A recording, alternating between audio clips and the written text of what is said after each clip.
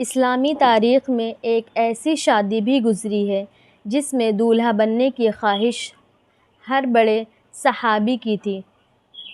آپ نے بہت سی شادیاں دیکھی ہوں گی، لیکن ہمارے پیارے نبی صلی اللہ علیہ وسلم کی پیاری بیٹی حضرت سیدہ فاطمہ رضی اللہ تعالیٰ عنہ کی شادی کی تقریب سے پیاری کوئی نہ ہوگی۔ ایسی شادی کہ جس کے لیے حوروں اور فرشتوں نے بھی تیاریاں کیں، اور سب سے مزے کی بات یہ ہے کہ اس شادی کے پیارے دولہے کو اللہ پاک نے خود نامزد کیا۔ خدا کی قسم، دنیا بھر میں کوئی ایسی شادی نہ گزری ہوگی۔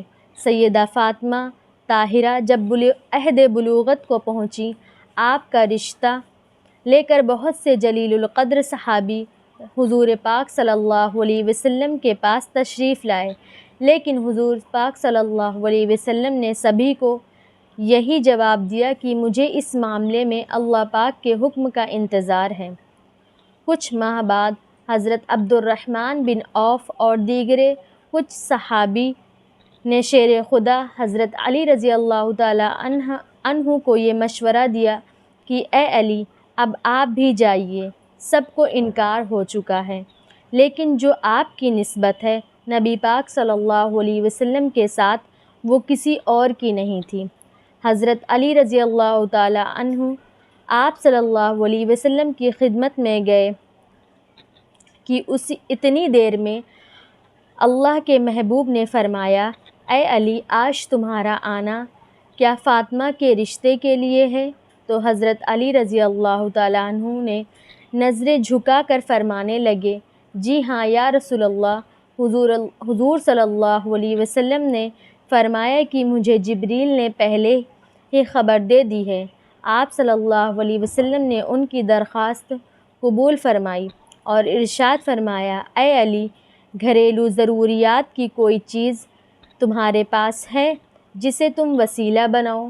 حضرت علی رضی اللہ تعالیٰ عنہ نے فرمایا، میرے پاس ایک تلوار، ایک اونٹ اور ایک زرہ ہے۔ حضور صلی اللہ علیہ وسلم نے فرمایا، تلوار کی تمہیں ضرورت ہے، ہر وقت جہاد کے لیے تیار رہتے ہو، اور اونٹ تمہاری سواری کے لیے ہے، وہ بھی ضروری ہے۔ میں تیری طرف سے زرہ پر اکتفا کرتا ہوں، اور اے علی، تجھے بشارت ہو کہ اللہ تعالیٰ نے تیرا اور فاطمہ کا نکاح آسمان میں باندھ دیا ہے۔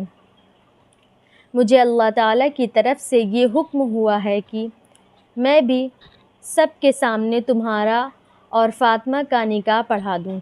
اس طرح رسول اللہ صلی اللہ علیہ وسلم نے حضرت علی کا نکاح پڑھا دیا۔ حضرت فاطمہ رضی اللہ تعالیٰ عنہا کی رخصتی کا وقت آیا تو حضور صلی اللہ علیہ وسلم کے پاس تمام ازواج مطہرات جمع ہوئیں۔ انہوں نے حضور صلی اللہ علیہ وسلم کے ساتھ حسرت آمیز باتیں شروع کر دیں۔ حضرت ام سلمہ رضی اللہ تعالیٰ عنہ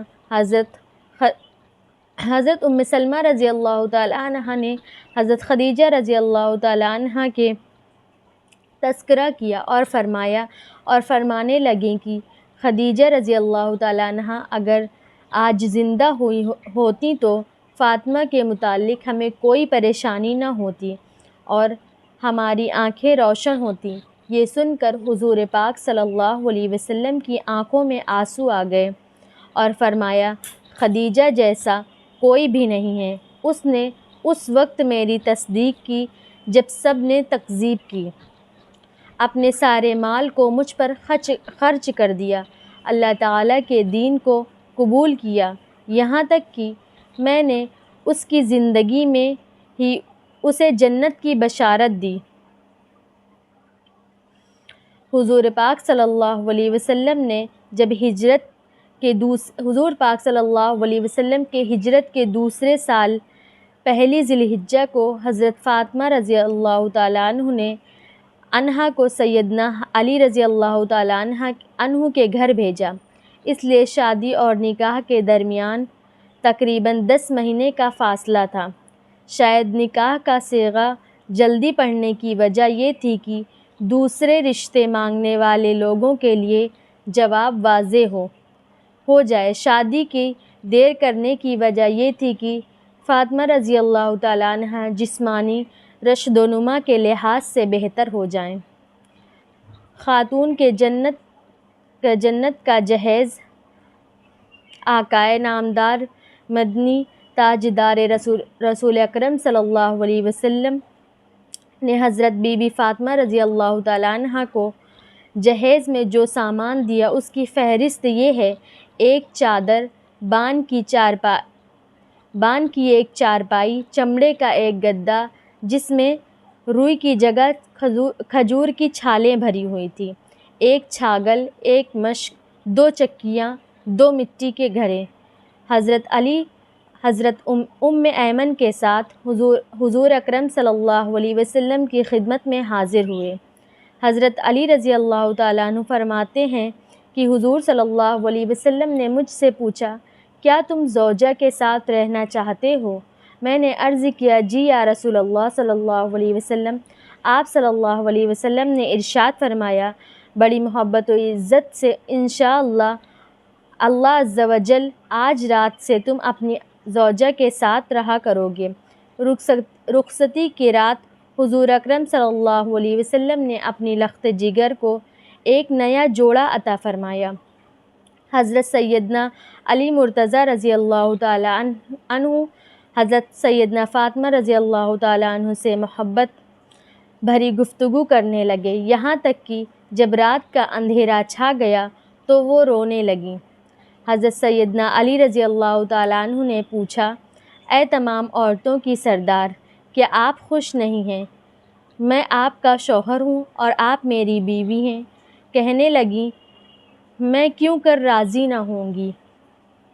آپ تو میری رضا بلکہ اس سے بھی بڑھ کر ہیں۔ میں تو اپنی اس حالت و معاملے کے متعلق سوچ رہی ہوں کہ جب میری عمر بیت جائے گی اور مجھے قبر میں داخل کر دیا جائے گا، آج میرا عزت و فخر میں بستر میں داخل ہونا کل قبر میں داخل ہونے کے مانند ہے۔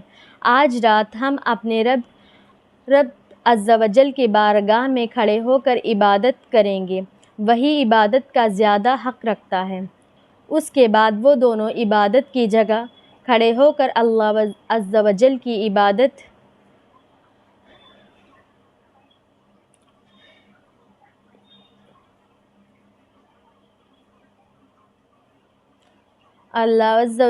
عبادت کرنے لگے، اور اسی لمحے ایک بوڑھی عورت نے صدا لگائی کہ ایک جوڑے کا سوال کرتی ہوں۔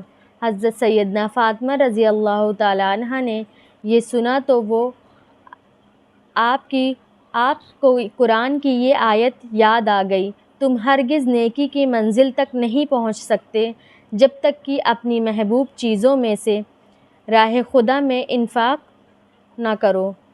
آپ نے شب زفاف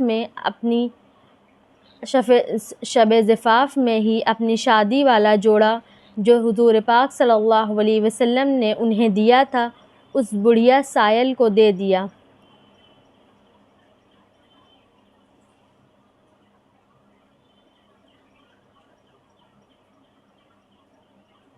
اللہ اکبر۔ چنانچہ حق زوجیت ادا کرنے سے پہلے ابتدائی تین دن ان دونوں مقدس ہستیوں نے دن میں روزے رکھے اور رات میں عبادت الہی میں بسر کیے۔ شادی کے کچھ ہی عرصے بعد نبی پاک صلی اللہ علیہ وسلم حضرت فاطمہ رضی اللہ تعالیٰ عنہ کی جدائی اور دوری کی وجہ سے پریشان رہنے لگے، اس لیے سوچا کہ بیٹی اور داماد کو گھر میں ہی جگہ دے دیں۔ حضرت حارث بن نعمان رضی اللہ تعالیٰ عنہ کو یہ بات پتہ چلی، جو کہ ایک جلیل القدر صحابی تھے، تو حضور پاک صلی اللہ علیہ وسلم کے پاس آئے اور کہا، خدا کی قسم میں چاہتا ہوں کہ میرا گھر جو آپ کے ساتھ ہے وہ آپ لے لیں۔ حضور پاک صلی اللہ علیہ وسلم فرمانے لگے، اللہ تمہیں اس کا اجر دے، اور اس طرح سے حضرت علی اور حضرت فاطمہ رضی اللہ تعالیٰ عنہ رسول اللہ صلی اللہ علیہ وسلم کے ہمسائے بن گئے۔